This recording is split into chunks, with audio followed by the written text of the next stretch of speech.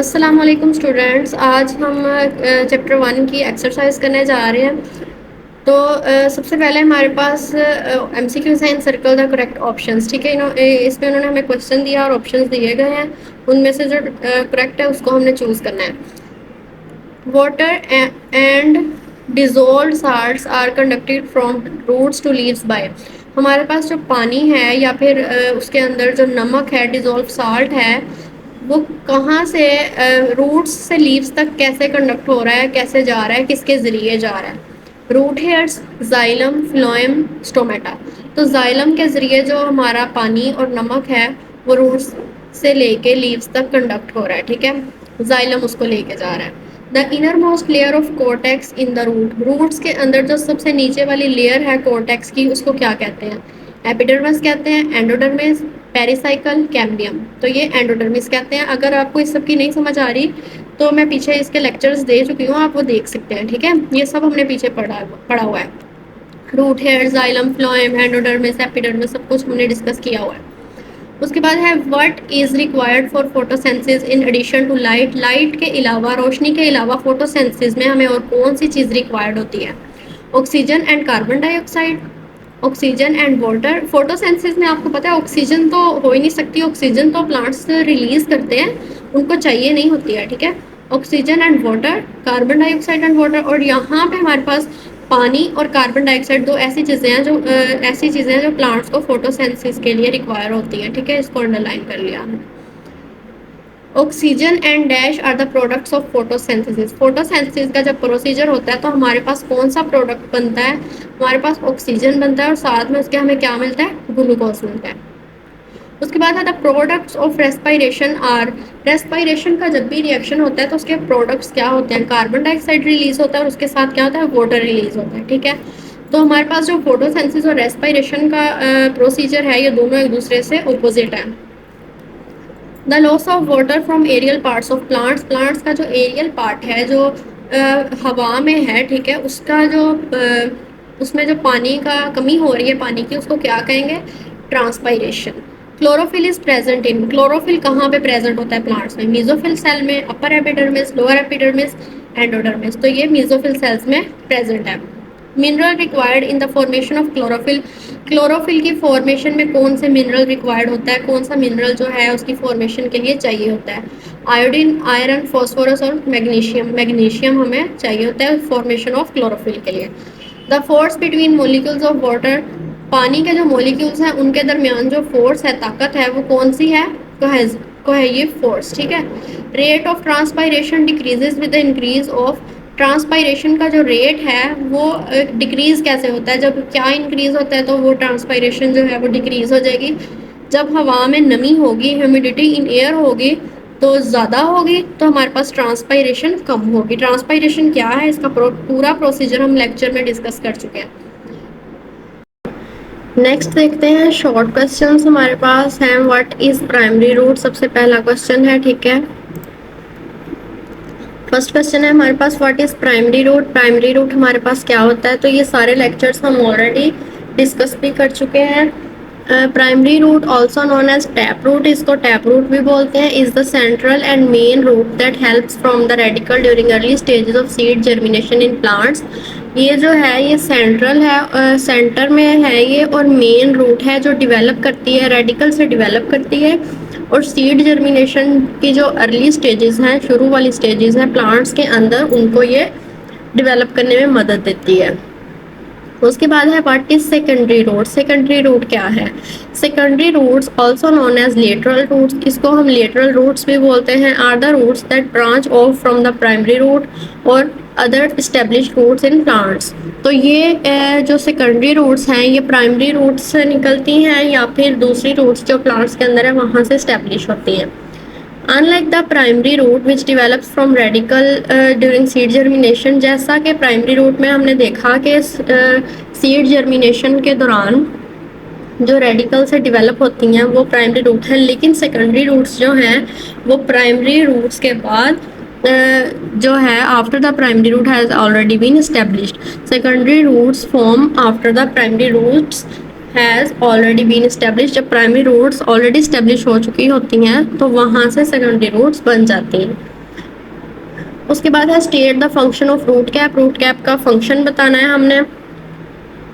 The root cap is a protective structure located at the tip of plants root. Root cap जो है ये एक protective structure है जो प्रोटेक्ट करता है जो भी रूट है प्लांट की, जो उसकी जड़ें हैं, ठीक है, तो उनका जो टिप है उसकी, ठीक है, रूट की टिप जो है वहाँ पे ये पाया जाता है और ये प्रोटेक्ट करता है रूट को, ठीक है। ये एक प्रोटेक्टिव स्ट्रक्चर है, ठीक है, प्रोटेक्टिव लेयर सी है उसके ऊपर। It is made up of group of specialised cells. ये किस बहुत सारे जो सेल्स हैं उनसे मिलके बना है। That cover and shield the delicate growing ड्यूरी region of the root known as root apical meristem. तो ये जो है ये उसको शील्ड बना देता है, कवर कर लेता है, ताकि जो ग्रोइंग रीजन है रूट का वो सेफ रहे, और उसको क्या कहते हैं, रूट एपिकल मेरिस्टेम। तो उसके बाद right word equation for photosynthesis. तो फोटोसेंसिस को का आपको पता है और हम पीछे पढ़ भी चुके हैं, ठीक है, कि उसकी वर्ड इक्वेशन क्या है, carbon dioxide plus water plus sunlight, ठीक है। कार्बन डाइऑक्साइड और पानी और सूरज की रोशनी मिलेगी तो क्या, ग्लूकोज और ऑक्सीजन रिलीज हो जाएगी। ये सारी चीज़ें जो है फोटोसेंसिस को रिक्वायर होती हैं।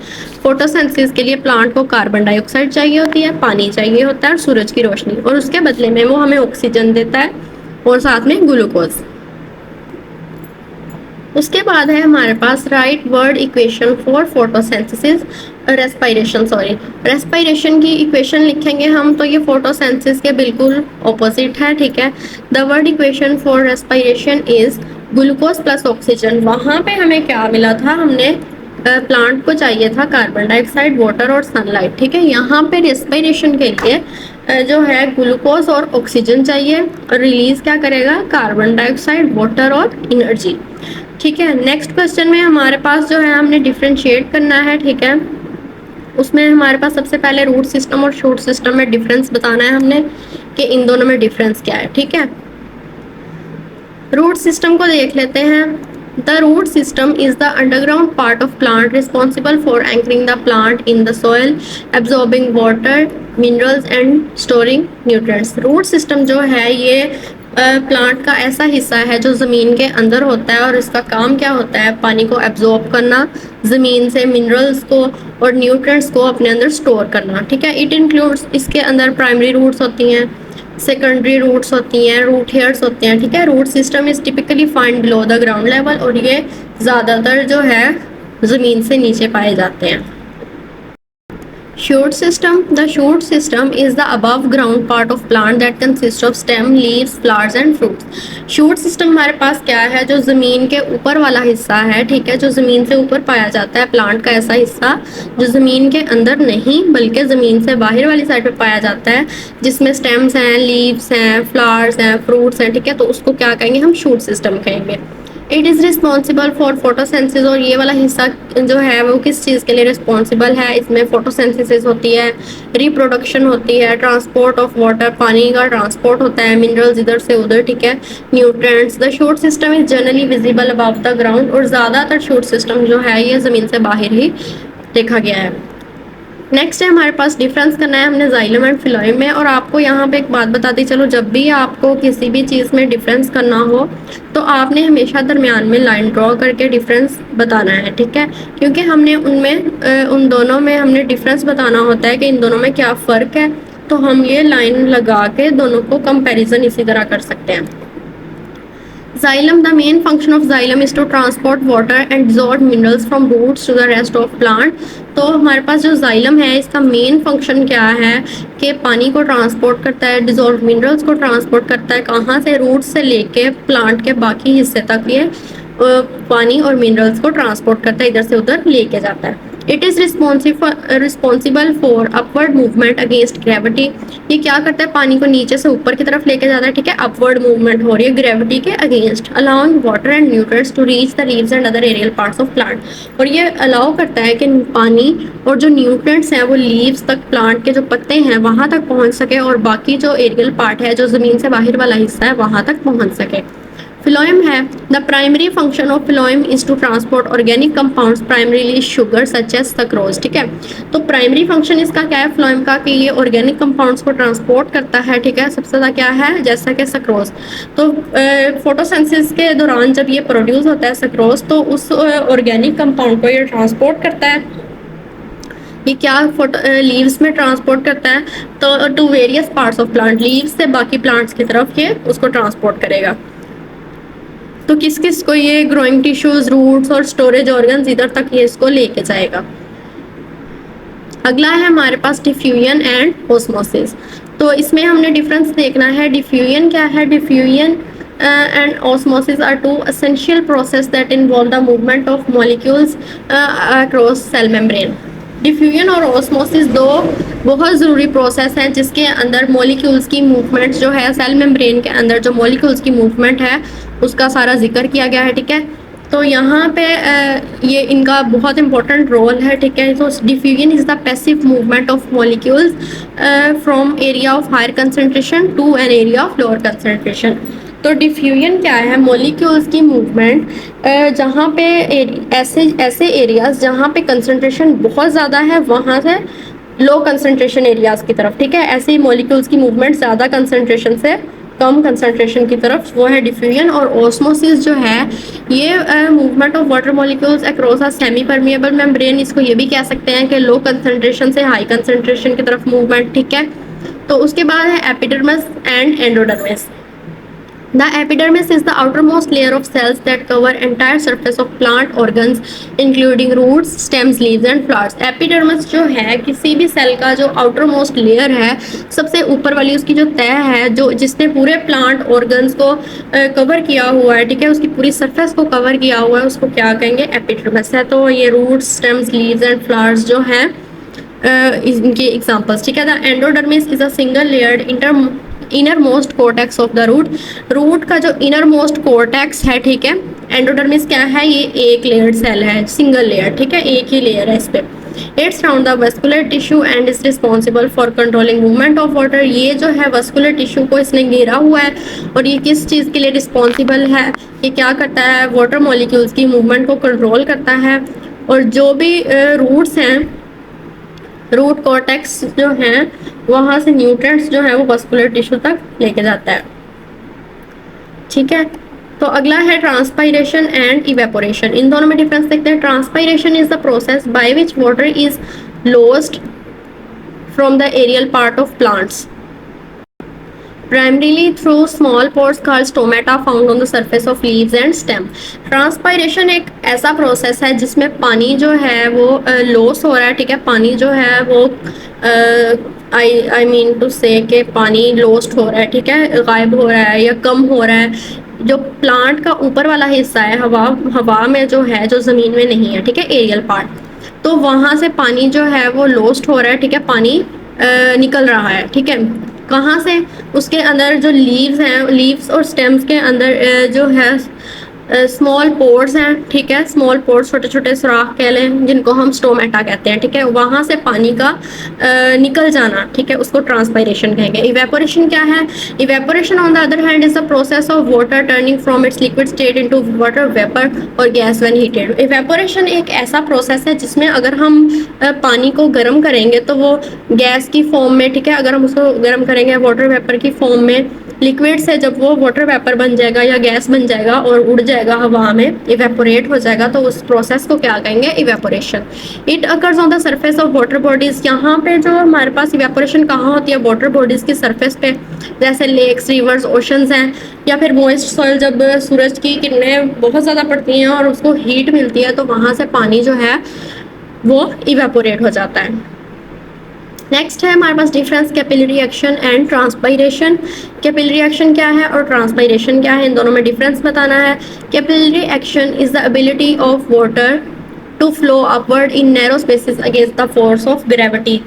तंग जगह हो और वहाँ से पानी की ऐसी एबिलिटी, पानी की ऐसी खासियत कि बहुत कम जगह है गुजरने के लिए, नैरो स्पेस है, लेकिन फिर भी नीचे से ऊपर की तरफ फ्लो करना है पानी ने फोर्स ऑफ ग्रेविटी के अगेंस्ट, तो इसको क्या कहेंगे, कैपिलरी एक्शन कहेंगे।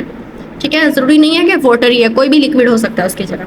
This phenomena occurs due to the cohesive and adhesive properties of water. और ये कैसे हो रहा है, ये पानी की जो एडहेसिव और कोहेसिव प्रॉपर्टीज हैं उनकी वजह से हो रहा है। नेक्स्ट है ट्रांसपायरेशन, इसको हम पहले डिस्कस कर चुके हैं। ये प्रोसेस है जिसमें पानी का लॉस हो रहा है एरियल पार्ट्स ऑफ प्लांट, ठीक है, स्मॉल पोर्स के जरिए, जिनको हम स्टोमेटा कहते हैं, जो लीव्स और स्टेम्स की सरफेस पे हैं।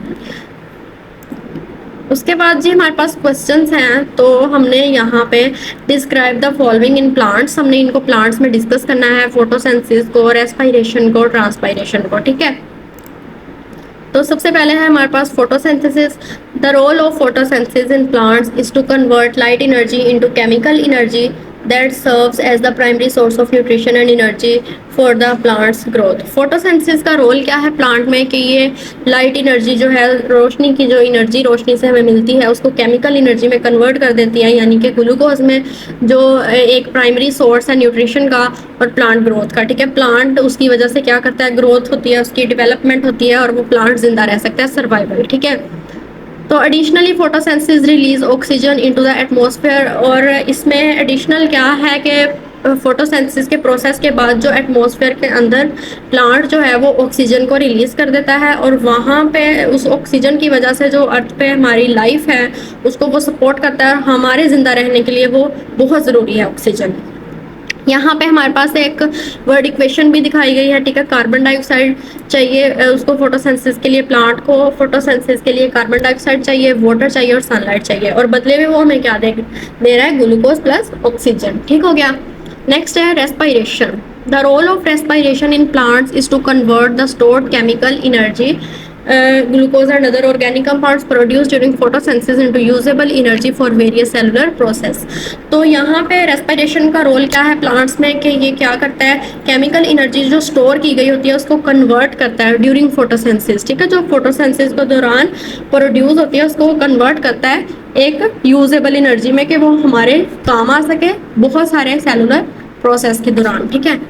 Respiration occurs in mitochondria. Respiration होती कहाँ है, ये प्रोसेस कहाँ हो रहा है, माइटोकॉन्ड्रिया, प्लांट सेल्स के अंदर जो माइटोकॉन्ड्रिया है वहाँ पे ये रेस्पिरेशन हो रही है, और इसकी डायग्राम मैं ऑलरेडी शेयर कर चुकी हूँ अपने चैनल पे, आप देख सकते हैं, ठीक है। And involves the breakdown of glucose, और ग्लूकोज की ब्रेकडाउन होती है, किसकी प्रेजेंस में होती है, ऑक्सीजन की प्रेजेंस में होती है, और रिजल्टिंग हमारे पास क्या मिलता है हमें, कार्बन डाइऑक्साइड, वाटर और एटीपी यानी कि एनर्जी, एडिनोसिन ट्राइफॉस्फेट हमें मिल जाता है। यहाँ पे इसकी वर्ड इक्वेशन है, यानी कि रेस्पिरेशन के लिए उसको ग्लूकोज और ऑक्सीजन की ज़रूरत है, और हमें क्या दे रहा है, कार्बन डाइऑक्साइड, वाटर और एनर्जी एज ए एटीपी। उसके बाद है हमारे पास transpiration. The role of transpiration in plants is to regulate water uptake, nutrient transport and cooling by releasing water vapour through stomata in leaves, ensuring proper plant function and survival. Transpiration को हम पहले भी discuss कर चुके हैं। Plants में इसका role क्या है कि ये वाटर अपटेक को रेगुलेट करता है, न्यूट्रिएंट्स को ट्रांसपोर्ट करना है, एक जगह से दूसरी जगह प्लांट्स में लेके आना जाना है, ठीक है। और अगर पानी जो है वाटर वेपर की फॉर्म में रिलीज़ हो रहा है तो प्लांट्स की कूलिंग होगी, ठीक है। तो पानी जो है वो स्टोमेटा में से निकलेगा, ठीक है। और ऐसे प्रॉपर प्लांट का जो फंक्शन है और प्लांट का सर्वाइवल है कि कैसे प्लांट जो है वो ठीक रहेगा, मुरझाएगा नहीं, ज़िंदा रहेगा, ठीक है। तो उस सारे प्रोसेस को हम क्या कहते हैं, ट्रांसपायरेशन कहते हैं। उसके बाद है जी compare and contrast the process of photosynthesis and respiration. यहाँ पे मैं आपसे सबसे पहले एक बात कहती चलूँ कि आप लोग एक्सरसाइज करने से पहले बहुत ज़रूरी है कि आप सारे लेक्चर्स लें। जब आप सारे लेक्चर्स ले लेंगे तो आप इस काबिल हो जाएंगे कि आप खुद से एक्सरसाइज कर सकते हैं, ठीक है। डायरेक्ट आप एक्सरसाइज करेंगे तो बहुत मुश्किल होगा आपके लिए। डेली का एक लेक्चर लिया करें और उसके बाद जब एक्सरसाइज करेंगे तो आपके लिए बहुत आसान हो जाएगा, क्योंकि वो जो हम डेली बेसिस पे लेक्चर लेते हैं काफ़ी सारे क्वेश्चन तो उसी में से निकल आते हैं, ठीक है। जैसा कि अब हम ये क्वेश्चन रीड करने जा रहे हैं, compare and contrast the process of photosynthesis and respiration. ये लेक्चर में पीछे ये टॉपिक आ चुका है, ठीक है। इसके अलावा जो हम ट्रांसपायरेशन, इवेपोरेशन और टैप रूट और इस तरह के जो शूट सिस्टम, रूट सिस्टम, ये सारे शॉर्ट क्वेश्चंस भी हम पीछे रीड कर चुके हैं, ठीक है। तो हम ये वाला क्वेश्चन देखते हैं। Photosynthesis take place in green plants, algae and some bacteria, whereas respiration take place in all living things. अब फोटोसिंथेसिस जो है ये बैक्टीरिया में, एल्गी में और कुछ ठीक है, कुछ बैक्टीरिया में, ठीक है, या एल्गी में या फिर प्लांट्स, ग्रीन प्लांट्स के अंदर फोटोसिंथेसिस हो रही है। लेकिन जो रेस्पिरेशन है वो तमाम लिविंग थिंग्स में, तमाम जानदारों में होती है, ठीक है। तो नेक्स्ट है photosynthesis take place in chloroplast. Photosynthesis का प्रोसेस कहाँ हो रहा है? क्लोरोप्लास्ट के अंदर। Whereas respiration take place in mitochondria, लेकिन जो रेस्पायरेशन का प्रोसेस है वो माइटोकॉन्ड्रिया में हो रहा है, ठीक है। Photosynthesis uses sunlight energy to prepare food. Photosynthesis को सूरज की रोशनी चाहिए, सूरज की एनर्जी चाहिए, सनलाइट एनर्जी चाहिए ताकि वो अपना खाना बना सके, प्रिपेयर कर सकें। Whereas respiration releases energy from food, लेकिन जो रेस्पायरेशन है वो अपने खुराक से, अपने खाने से एनर्जी को रिलीज़ करता है, जो किस लिए यूज़ होता है? Which is use for growth and performing all other body functions, जो हमारी ग्रोथ के लिए यूज़ होता है या ऑल लिविंग थिंग्स की ग्रोथ के लिए यूज़ होता है, और बॉडी के बाकी फंक्शंस जो हैं उनको परफॉर्म करने के लिए हेल्प आउट करता है। The products made during photosynthesis, that is, अब हमारे पास जो प्रोडक्ट्स बनते हैं फोटोसेंसिस के दौरान, तो वो हमें glucose and oxygen are the reactants of respiration. तो जो हमारे पास प्रोडक्ट होते हैं फोटोसेंसिस में, जो हमारे पास प्रोडक्ट होते हैं वो ग्लूकोज और ऑक्सीजन, तो वो हमारे पास रेस्पायरेशन में क्या होते हैं? रिएक्टेंट्स होते हैं। और जो प्रोडक्ट्स ऑफ रेस्पायरेशन है वो हमारे पास रिएक्टेंट्स ऑफ फोटोसेंसिस है, वो है carbon dioxide, water and sunlight. तो ये हमारे पास ये दोनों एक दूसरे के रिवर्स हैं, ये बात हम पहले भी बता चुके हैं आपको। उसके बाद describe the factors affecting the rate of transpiration. हमने ऐसे फैक्टर्स को डिस्कस करना है जो ट्रांसपायरेशन के रेट को अफेक्ट करता है, ठीक है। Wind, temperature, light, humidity are the main factors that affect the rate of transpiration. हवा, ठीक है, टेम्परेचर के कितनी सर्दी है, कितनी गर्मी है, और लाइट, रोशनी, और ह्यूमिडिटी के हवा में कितनी नमी है, ठीक है। ये हमारे पास 4 फैक्टर्स हैं जो अफेक्ट करते हैं ट्रांसपायरेशन के रेट को। सबसे पहले है wind. The still air surrounding the plant leaves becomes humid and resist the diffusion of water from leaves into the air. जो स्टिल एयर है जिसने प्लांट लीव्स को सराउंड किया हुआ है वो ह्यूमिड हो जाती है और रेजिस्ट करती है डिफ्यूजन ऑफ वाटर लीव्स से एयर की तरफ, ठीक है। It decreases the rate of transpiration, इसकी वजह से जो ट्रांसपायरेशन का प्रोसेस है वो कम हो जाता है। Wind sweeps the humidity away from leaves, हवा की वजह से जो नमी होती है हवा में, ठीक है, वो लीव्स से दूर चली जाती है जब हवा चलती है तो वहाँ पे जब वो ऐसे दूर कर देती है उसको, तो वहाँ पे जो ट्रांसपायरेशन का रेट है वो इंक्रीज़ होता है, क्योंकि उसको ज़्यादा ह्यूमिडिटी नहीं मिलती तो वो ज़्यादा ट्रांसपायरेशन करता है। नेक्स्ट है temperature. Rise in temperature provides more energy to water molecules for evaporation from leaf surface, hence increase the rate of transpiration। जब टेम्परेचर बढ़ जाएगा यानी कि गर्मी होगी, ठीक है, तो उसकी वजह से क्या होगा कि वो प्लांट को, वाटर मॉलिक्यूल्स को एनर्जी देगा कि वो ज़्यादा इवेपोरेशन कर सके, ठीक है। लीव्स की सरफेस से जब ज़्यादा गर्मी होगी तो वो इवेपोरेशन यानी कि जो वाटर मॉलिक्यूल्स हैं वो वाटर वेपर्स की सूरत में हवा में वाटर वेपर बन के उड़ जाएंगे, और इसकी वजह से जो रेट ऑफ ट्रांसपायरेशन है वो ज़्यादा हो जाएगा, ठीक है। लाइट है, इन sunlight the stomata remain open for removal of water through them. Light का क्या रोल है कि जब भी सूरज की रोशनी रहेगी जब तक, तो स्टोमेटा जो है लीव्स के अंदर जो स्टोमेटा हैं वो ओपन रहेंगे, ठीक है। इनका फिनोमेना ये है कि स्टोमेटा जो है वो सनलाइट में मतलब कि ओपन रहते हैं और रात के वक्त ये क्लोज हो जाते हैं, तो वो ओपन रहेंगे और पानी जो है उनमें से रिमूव होता रहेगा। तो at night stomata are close, रात को स्टोमेटा क्लोज हो जाते हैं। In this way light also effect the rate of transpiration. इस तरह से लाइट का ये रोल है कि वो ट्रांसपायरेशन, रेट ऑफ ट्रांसपायरेशन दिन में सनलाइट में ये ज़्यादा वर्क करता है, इंक्रीज हो जाता है। Humidity, humid air surrounding the plant contain more amount of water. अगर तो हवा में नमी होगी तो हवा के अंदर ऑलरेडी वाटर वेपर्स मौजूद होंगे, और वहाँ पे जो प्लांट्स हैं सराउंडिंग द प्लांट्स कंटेन, तो पानी जो प्लांट्स हैं उसके अंदर भी पानी की ज़्यादा अमाउंट होगी, तो वहाँ पे जो हमारे पास दस decreasing the rate of diffusion of water molecules from plants leaves into air. तो वहाँ से फिर जो रेट ऑफ ट्रांसपायरेशन है वो कम हो जाएगा। तो ड्राई एयर जितनी ज़्यादा खुश्क हवा होगी, हवा में नमी नहीं होगी, उतना ट्रांसपायरेशन का रेट ज़्यादा होगा, और अगर ह्यूमिड एयर होगी तो वो ट्रांसपायरेशन का रेट कम होगा। उसके बाद है fifth question, describe the importance of vascular bundles in plants. Plants के अंदर वस्कुलर बंडल्स जो हैं उनकी इंपॉर्टेंस बतानी है, अहमियत बतानी है। Vascular bundles are an essential component of plant anatomy responsible for the transportation of water, nutrients and organic compounds throughout the plant. Vascular bundles जो हैं ये प्लांट्स के लिए एक बहुत ही ज़रूरी कंपोनेंट है। तो ये ट्रांसपोर्टेशन, पानी की ट्रांसपोर्टेशन, न्यूट्रिएंट्स की ट्रांसपोर्टेशन या फिर कोई भी ऑर्गेनिक कंपाउंड है जो प्लांट्स के अंदर उनकी ट्रांसपोर्टेशन जो है उसके लिए ये रिस्पॉन्सिबल है, ठीक है। These bundle consist of 2 types of vascular tissues, और इन बंडल्स के अंदर 2 तरह के वस्कुलर टिश्यूज़ हैं, एक है जाइलम और एक है फ्लोएम। उसके बाद transportation, vascular bundles consisting of xylem and phloem tissues facilitate the movement of water, minerals and food through out the plant. Vascular bundle जिसके अंदर जाइलम और फ्लोएम टिश्यू होते हैं तो वो movement of water, movement of mineral और food जो है, फूड, मिनरल्स और वाटर, इनकी मूवमेंट को पूरे प्लांट के अंदर फैसिलिटेट करता है, ठीक है। The xylem transport water and minerals from the roots to leaves. Xylem का क्या काम है कि वो पानी और मिनरल्स को रूट्स से लीव्स की तरफ ट्रांसपोर्ट करेगा, ठीक है। लेकिन फ्लोएम जो है वो शुगर और दूसरे जो ऑर्गेनिक कंपाउंड्स हैं जो लीव्स के अंदर बन रहे हैं उनको लीव्स से निकाल के बाकी पार्ट्स ऑफ प्लांट में ट्रांसपोर्ट कर देगा।